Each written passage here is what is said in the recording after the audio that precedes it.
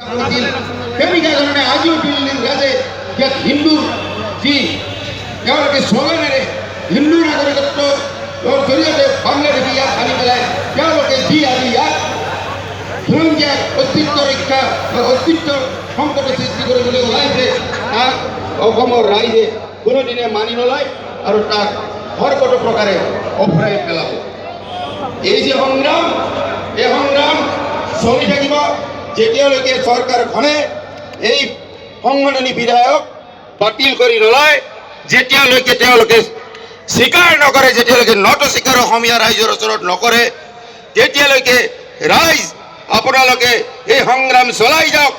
আপোনালোকে কেতিয়াও পিছ হুহুকি নাহিব, কাৰণ অসমীয়া জাতিয়ে কেতিয়াও মূৰ দোৱাই মূৰ তল কৰি জীয়াই থাকিব শিকা নাই আৰু কেতিয়াও নাথাকে। শ্ৰদ্ধা ৰাইজ, বেছি দীঘলীয়া নকৰোঁ। ইতিপূৰ্বে আমি কৈছোঁৱেই যে এয়া যুঁজ খিলঞ্জীয়াৰ যুঁজ, খিলঞ্জীয়াৰ অস্তিত্ব ৰক্ষাৰ যুঁজ। ইতিপূৰ্বে অসমৰ ইছলাম ধৰ্মী খিলঞ্জীয়াসকলে এটা সময়ত ব্ৰিটিছৰ সময়ত সেই ছাদুল্লা চৰকাৰে ইয়াত মুছলমানৰ প্ৰব্ৰজনকাৰী প্ৰব্ৰজন ঘটাইছিলে। আজি আমি সকলোকে মানি লৈছোঁ, অসমীয়া জাতিৰ ছাত্ৰৰ সকলোকে আমি গ্ৰহণ কৰি লৈছোঁ, কিন্তু তাৰে বিনিময়ত কিন্তু অসমৰ ইছলাম ধৰ্মী খিলঞ্জীয়াসকলৰ কিন্তু অস্তিত্ব সংকটত পৰিছোঁ।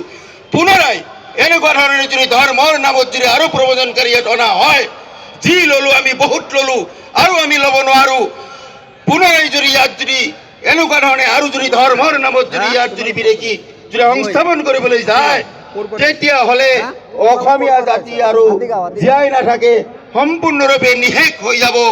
আজি গৰিয়ামৰীয়া দেশী আজি যেনেকুৱা ধৰণে অস্তিত্ব সংকটত পৰিছে, আজি সমগ্ৰ অসমীয়া জাতি তেনেদৰে অস্তিত্ব সংকটত পৰি নিজৰ খিলঞ্জীয়াৰ পৰিচয় হেৰুৱাই পেলাব আৰু আমি সকলোৱে অসমীয়া জাতি ধ্বংসৰ গলাহলৈ আমি মুখত ঠেলি দিয়া হ'ব আৰু আমি তাক কেতিয়াও হ'বলৈ নিদিওঁ। এইখিনি কৈয়ে মই মোৰ বক্তব্য সামৰিছোঁ। ধন্যবাদ। জয় অসম।